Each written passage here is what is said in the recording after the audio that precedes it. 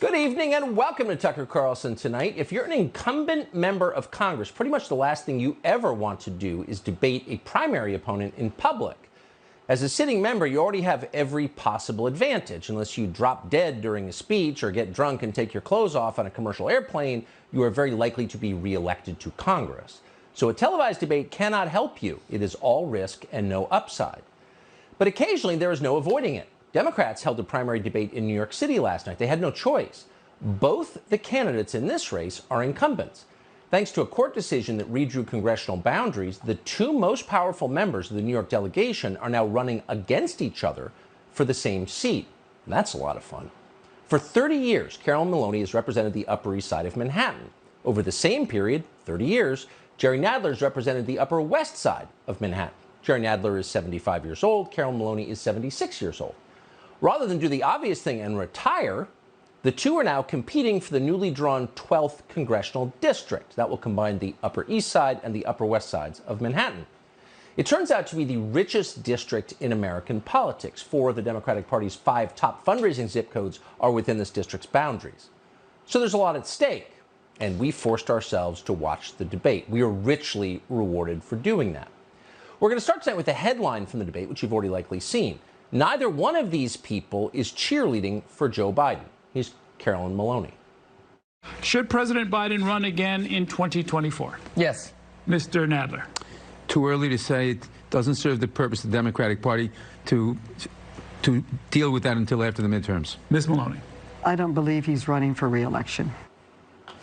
I don't believe he's running for re-election. That's what Carolyn Maloney said.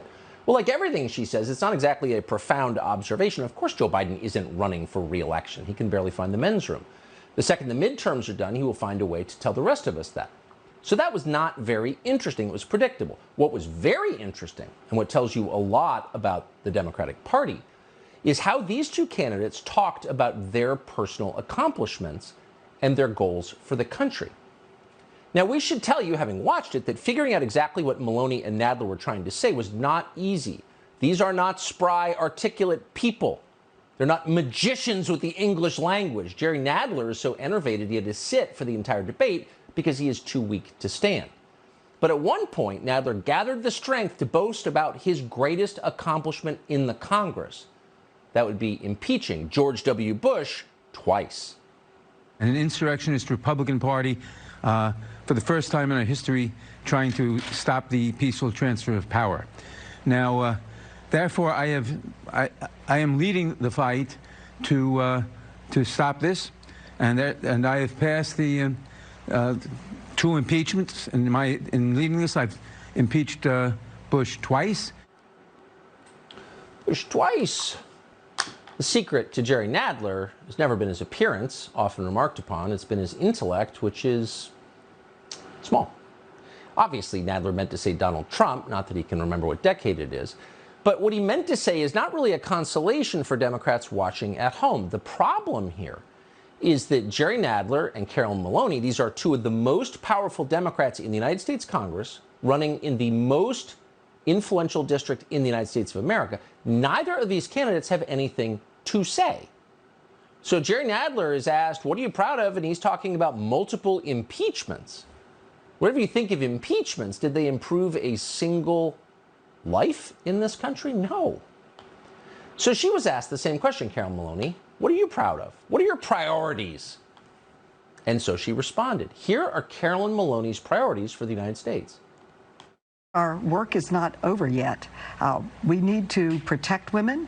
We need to pass gun safety laws. We need to combat climate change. So those are her top priorities. This is one of those powerful sitting members of Congress. First priority, protecting women. In other words, more abortions, protecting women from having children so they can continue to work at some depressing midtown bank. Don't raise your family, go to work. What Carolyn Maloney does not mean by protecting women, of course, is punishing criminals. They're free to beat women on the subway in New York with no consequences, and they routinely do. But that's number 1, protecting women, more abortions. Okay. Number 2, gun safety laws. Now, none of these gun safety laws, meaning gun confiscation laws, will be enforced in places where the Democrats get a huge percentage of the vote, like Chicago or Baltimore, New York, or Gary, Indiana. They get a pass, but disarm the other side. And then number three, combating climate change. Because you don't need air conditioning in the summertime. You don't need a car. Look at Sri Lanka. They've done a great job. What's interesting is what Carol Maloney didn't mention as a top priority, and that would be the economy, inflation. And it's interesting because every poll taken shows that inflation is the number one issue that actual Americans care about. So why wouldn't Carol Maloney, who's a politician after all, can probably read a poll, why would she not include inflation? Well, it's possible she's not aware it's happening. And we know this from the president of the San Francisco Fed. That would be Mary Daly. She explained her views on inflation inadvertently. Apparently, she was unaware she was being recorded. And because she didn't know anyone was listening, Daly explained that inflation doesn't matter to her because she's rich. And we're quoting, "I don't find myself in a space," that's how they talk in San Francisco, "in a space where I have to make trade-offs because I have enough. And many Americans have enough." Ooh, you've got enough. You've got enough. Stop your whining. Time to fix the climate. We're in charge of the weather now. So these are the issues that the leaders of the Democratic Party and the party's donors, many of them in San Francisco and New York, care about. They don't care about inflation because they're rich and it doesn't affect them. In other words, they don't care about you at all. And by the way, this isn't just true of longstanding establishment figures in the Democratic Party like Jerry Nadler and Carol Maloney. It's everywhere. It's endemic. It's in the fabric of the party itself. Even people who want to join the club repeat the same lines. At the debate last night, Maloney and Nadler, at 76 and 75, were joined by a 38-year-old lawyer called Suraj Patel. Now, Patel runs a multi-million-dollar hotel management company. He was the guy on stage who's supposed to be a breath of fresh air, the face of a new generation. So what did he talk about? Issues that people care about? No. He referred back 15 years to describe his so-called ideas, because it turns out he's an Obama Democrat. My name is Suraj Patel, and I am a lawyer, a professor, and an Obama Democrat, from whom I learned that Democrats lead best when we lead with new ideas, energy, and a new generation of leadership. Yeah, that guy's got new ideas and energy, just like Barack Obama. That's why he's supporting Joe Biden running for re-election again. It's pathetic. It's not just him. It's not just Maloney. It's not just poor Jerry Nadler. It's the entire Democratic Party. The Democratic Party has run out of gas. The Democratic Party at this point is a cartel that exists only to perpetuate itself and the elderly mediocrities who run and benefit from it. All of them. Kamala Harris is only 57 years old. She's a child by the standards of her party. But she still talks like a dementia patient, slowly and incomprehensibly.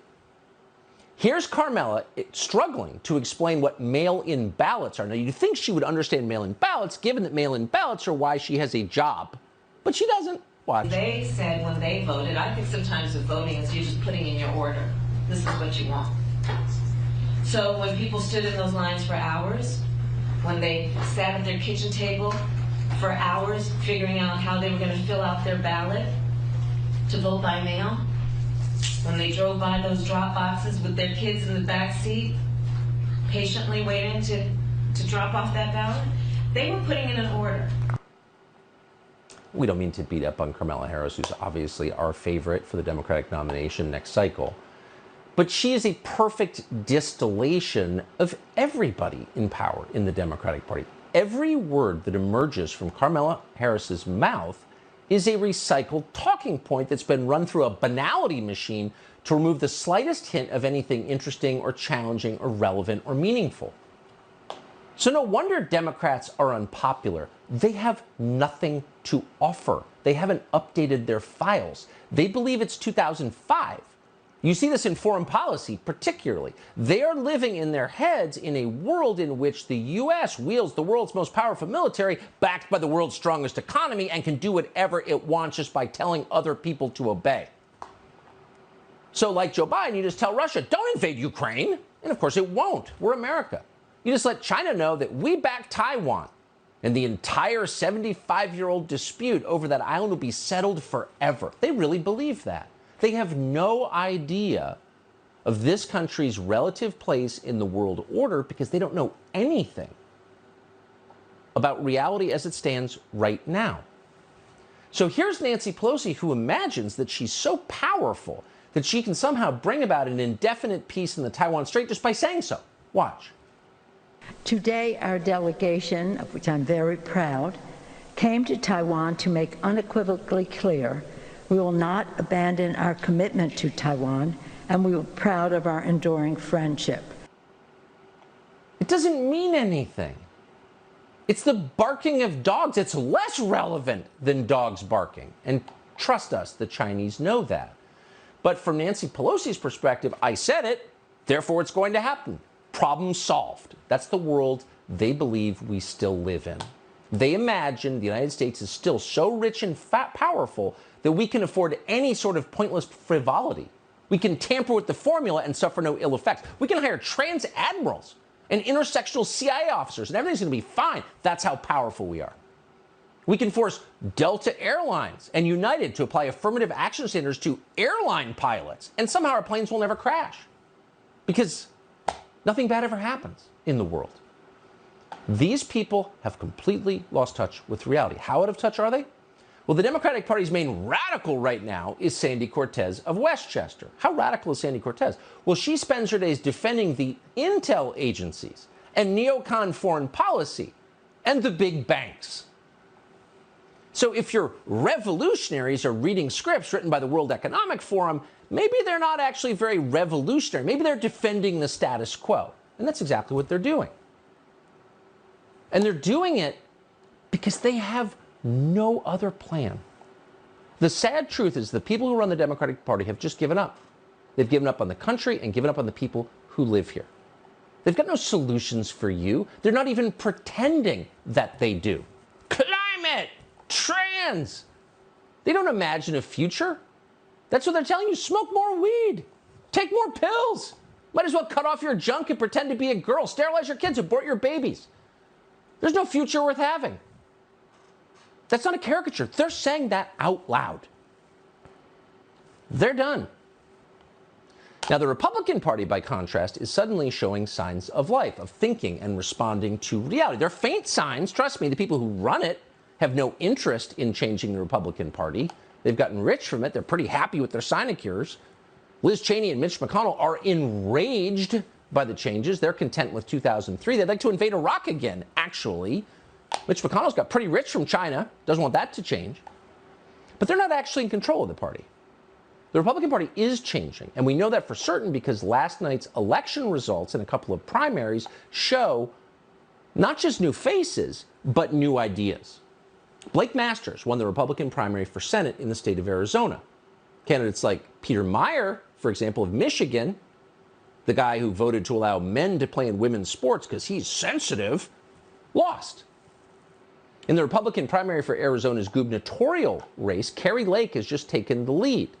She's not like your parents' Republican Party. And in the state of Michigan, Tudor Dixon is now the Republican nominee. She will take on Gretchen Whitmer in the fall. We were interested in meeting her, so she joins us tonight. Tudor Dixon, thanks so much for coming on. Congratulations on your win. I think you're one of those candidates who won because you had ideas people liked. You're not part of any kind of party apparatus. Am I right?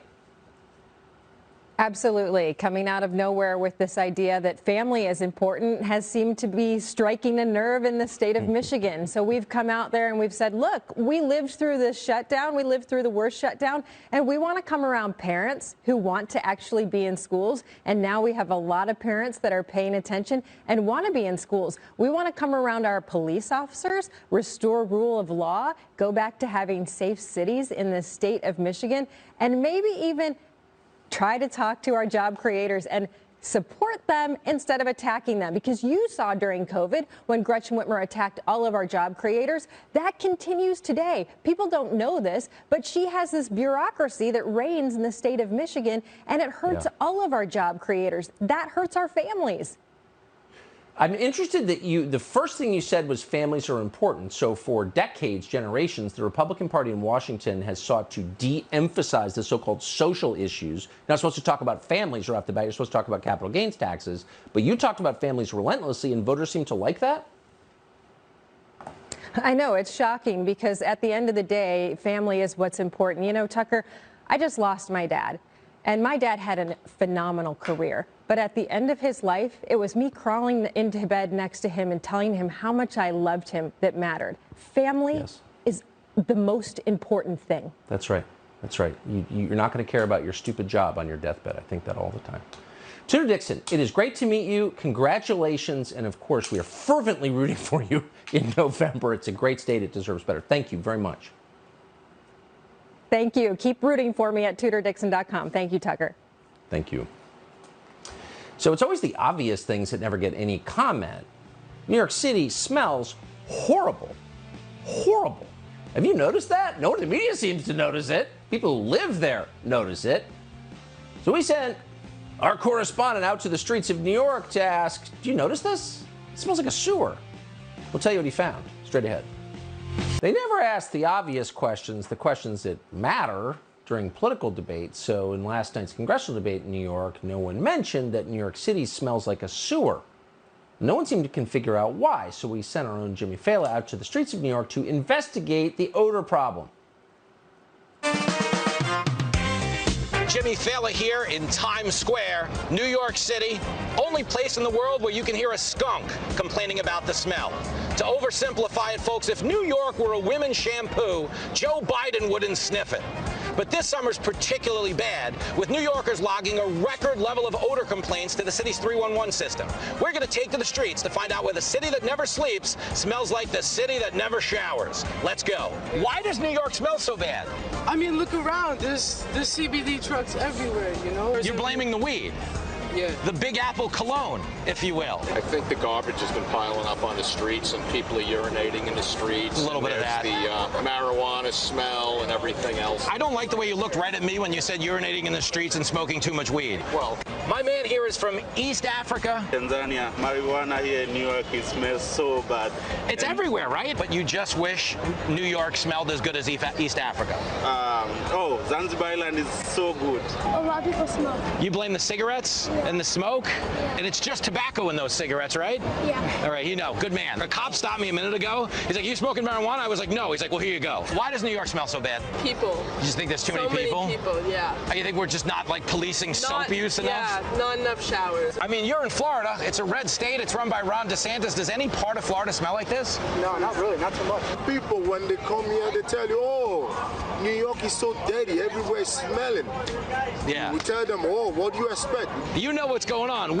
Weed is going on. Is that what's going on? I'm not smoking weed. Not you. I mean, look at you. You're a smooth criminal. You look good. A lot of people smoking. I think it smells good. You kind of like it? Yeah, I like it very much. There's something about the scent of urine and marijuana that really makes me, you know what I mean, gets you going in the morning. Marijuana have a good smell. I like it. Portugal. This guy's going through customs with Brittany Griner over here. Come on, man. Don't try that in Russia. Would you hire more sanitation workers in New York, even if they were unvaccinated? Even if they were unvaccinated, I'd hire them. This is a DeSantis supporter all the way. I like this guy. If you were the mayor of New York, what would you do to fix it? They need to make sure that the trash is cleaned up every day. I think more incense, more flowers. If you look at the homelessness in New York, it's another issue. Yeah. New York is not a dumping ground. We also have to, you know, keep our refuse and dispose it properly. To their credit, CNN is doing their part for the mentally ill. They're giving them TV shows. Yeah.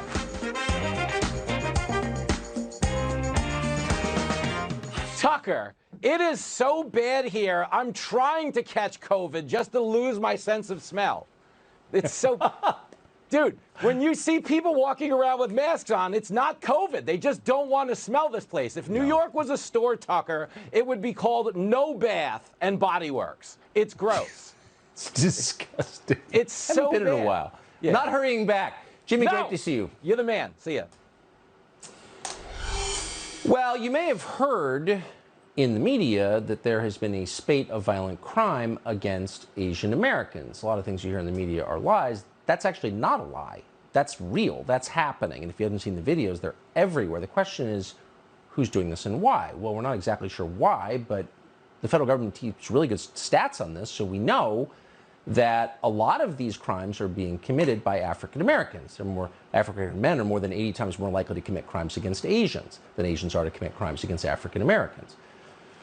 So why is that? What explains that? Instead of asking that question, which seems like kind of an important question, the media are telling you, and our leaders are telling you, that this is just happening. It's probably Trump supporters, and that's it. But it's happening a lot. This apparently racially motivated attack happened on Sunday in San Francisco. Already on the ground, Mrs. Wren is kicked squarely in the face. They used the fist to hit my head multiple times, and then they pulled me down to the ground and kept hitting me, kicking me. The horror doesn't end there. When Mrs. Wren tries to hide in the hallway and is unable to close the door, the suspects return again, not to steal her watch or earrings, but her keys, and to take turns assaulting the terrified senior. Beating up an old lady for no reason. Maybe there is reason. What's the reason? It's certainly happening a lot. In New York City, a career criminal called Anthony Evans just slashed a 59-year-old Asian woman with a box cutter as she was walking in Manhattan. You're seeing that footage right now on your screen. Evans has a criminal history that includes robbery and criminal possession of a weapon.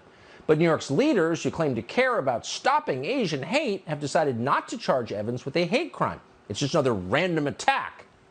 Kenny Zhu is the president of Color Us United. He's the author of An Inconvenient Minority, and he joins us tonight. Kenny, thanks so much for coming on. So these videos are everywhere. I guess you're not supposed to notice or something, but what is this? What is going on? This is Asian Americans' political renaissance being fitfully born. And what I mean by that is this, Tucker. Asian Americans right now are in the middle of a political crisis because they are being taught a narrative about our country that does not comport with their experience. They're being taught that America is a racist country against them and that it's white Trump supporters that are targeting them. But their experience in San Francisco and Brooklyn is showing it's not the whites that are targeting them, and it's not Trump supporters that are targeting them. Instead, as I show in my book, An Inconvenient Minority, they're being targeted by progressives. Progressives are the ones who are trying to discriminate against Asian Americans in college admissions, and now they're trying to hide Asian American hate crimes because it does not comport with their one-sided racial narrative. That's what's going on in this country, Tucker. So, I mean, there are so many videos like this. You kind of have to wonder, why is nobody making more noise about this? And I think people are starting to make more noise, Tucker. And Asian Americans have actually started to make more noise. In San Francisco's DA election, remember that progressive Chesa Boudin, the one who said he was going to defund and abolish the police? Well, guess what? San Francisco, a 25% Asian American community, voted him out. You know why? Because they know that when police are defunded, it's people like them who typically Asian Americans do not commit crimes. In fact, they're 4 times more likely to be the victim of a crime than to be the perpetrator of one. They're the ones who are voting people like Chesa Boudin out. Yeah. You just got to wonder where the hate, kicking an old lady in the face. I didn't want to see that. It's so awful. Really, truly. Kenny, thank you for coming on tonight. Appreciate it. Thank you. So we told you a couple nights in a row about the LIV Sports League, the golf league. We spoke to the league's commissioner, Greg Norman, and star player Bryson DeChambeau. We learned that the PGA Tour is punishing players who participate in LIV. But today, LIV golfers decided to fight back. They just took a major action against the PGA Tour. We'll tell you what it is next. Updates, and we're going to stop our golf coverage, promise. But we have one more piece of news about the LIV Golf Tour. Some of the golfers playing on it are now taking legal action against the PGA Tour. They've left the PGA, and now they're being told they can never play in it again. Fox's Bill Malugin has been tracking the developments for us tonight. He joins us now. Hey, Bill. Hey, Tucker, that's right. Today, 11 members of the Saudi-backed LIV Golf Circuit all filed an antitrust lawsuit against the PGA Tour, and they're accusing the Tour of illegally crushing competition as well as retaliating against players. So the PGA Tour has suspended golfers who were lured to LIV Golf through some significant appearance fees as well as massive prize funds. And the Tour has pointed to its own bylaws that ban members from taking part in any other events without the permission of the commissioner. Effectively, what the Tour is doing is they're banishing Tour players if they decide to take part in the Live Golf circuit. Now, Phil Mickelson and Bryson DeChambeau are both part of the lawsuit. They are suing the PGA Tour, all in an effort to challenge their suspensions. And part of that lawsuit reads in part, quote, "The tour's conduct serves no purpose other than to harm players and foreclose the entry of the first meaningful competitive threat the tour has faced in decades." Here's what Live golfers in the lawsuit had to say about the tour this past weekend, exclusively to your show. I think it's unfortunate that we couldn't try to bring this all together. I think everybody would have benefited. I'm not worried about what that tour does anymore. You know, they've separated themselves from us. Everybody's, like I said, is against us and has basically treated us like, you know, the black cats of the world. So PGA Tour is saying that anyone who participates in Live will be banned for life from PGA Tour. Yeah, it doesn't make sense. You're 28. Are you worried about that? No. I think it'll get figured out. In the end, I personally know that it will get figured out, whether it's legally or whether they come to the table and work out terms. I definitely think it'll all wash itself out in the future pretty shortly. And Tucker, Live Golf and the mountain of money behind it has really sent the sport into some pretty tumultuous times. Live Golf is offering $25 million in prize money at its tournaments. That's a heck of a lot more than the PGA Tour currently offers. And top pros are also being offered hundreds of millions of dollars as sign-up bonuses. That's obviously a hard offer to not at least consider. The PGA Tour may soon be forced to work with Live Golf, though, as the Justice Department is also investigating the PGA Tour over potential antitrust violations as well. So the tension continues to increase. We'll send it back to you. Bill Musenforce, thank you so much. Thanks. So a year ago today, we were in Hungary, and we had a chance to speak to the Prime Minister of that country, Viktor Orban, and we were deeply impressed by that conversation.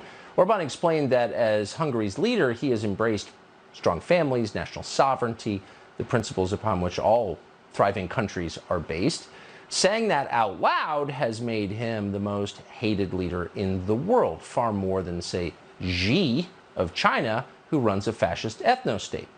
On CNN on Sunday, plagiarist Fareed Zakaria once again tried to smear Hungary and Viktor Orban in the laziest possible terms. He argued that Viktor Orban's Hungary is on its way to becoming Nazi Germany.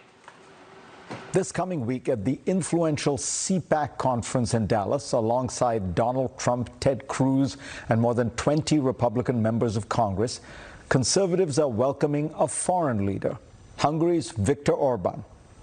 I wonder if Orban will give a version of his latest major speech. In a spa town in Romania last weekend, he warned that Europe was in danger of becoming a mixed-race world, a trend he said Hungary had always resisted. There is a gruesome history surrounding rhetoric like Orban's in his own country. It is what led in the 1930s to the passage of some of the harshest laws against Jews, the reviled minority at the time, mostly copied from the Nuremberg laws in Germany. It's almost unbelievable that they aired something like that. So Viktor Orban is now a Nazi because he wants national borders? So Orban's office wrote a lengthy letter to CNN about this coverage. Quote, "Your latest video," reads the letter, "is yet another example of the Western liberal media's deliberate efforts to spread misinformation about Hungary." Yeah, to put it mildly. Balázs Orban is Prime Minister Viktor Orban's political director. He joins us now to respond. Balázs, thanks so much for coming on. Boy, it's so interesting. Out of all the, I mean, there are literally cannibals in charge of some countries on this globe. You have a country of 10 million people in Central Europe. It's a small country. They spend so much time hating you. What do you think that's about? So, hello, Tucker. It's so good to see you. Actually, since 2015, when from one day to another 400,000 people tried to cross our borders illegally, and we made the decision to establish the fence and try to protect our borders and maintain, or at least regain, law and order, we are under constant heavy pressure from the globalist elites. They think that if somebody is speaking against mass migration, that he or she should be racist or anti-Semite or whatever. It's crazy, but this is our policy is based on common sense.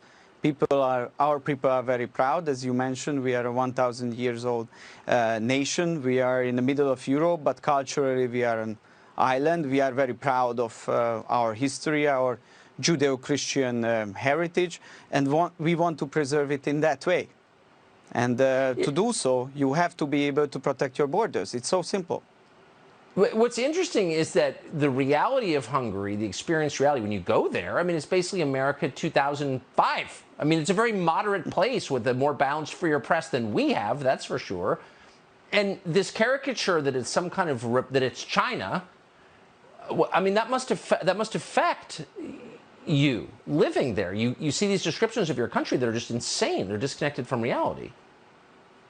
Yeah, you know, you immediately realize that these accusations are politically motivated. Meanwhile, the people who are living there, they are very wise people, and my experience is the same here in the United States. If you speak to ordinary people, they know what is good for their country, and they know what they want to reject. They are just not satisfied with the current administration or current elites. Let me give you one example. We are the neighbors of Ukraine.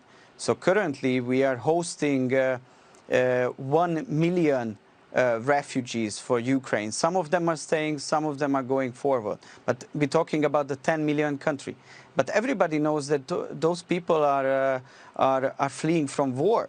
So there is no problem with them. Meanwhile, from the southern borders, illegal border crossers from other civilization, from other parts of the world, they want to cross the country and march through it and start a new life somewhere in Europe. And the ordinary people, they can differentiate. They know that on one hand, you have to be welcoming to the refugees, and you have to say no to illegal border crossers. It's so simple, as I mentioned. It is, and inherently moderate. It's shocking to me that CNN aired something like that. Let me apologize on behalf of American media. Thank you, Blaž Orban. Good to see you. Thank you. So as we know, we made a documentary last year on Hungary. You can stream it. It's called Hungary versus Soros. It's on Fox Nation. So apparently the war in Ukraine continues. It's draining our treasury. The Ukrainians appear to be losing. Nothing has gone as promised.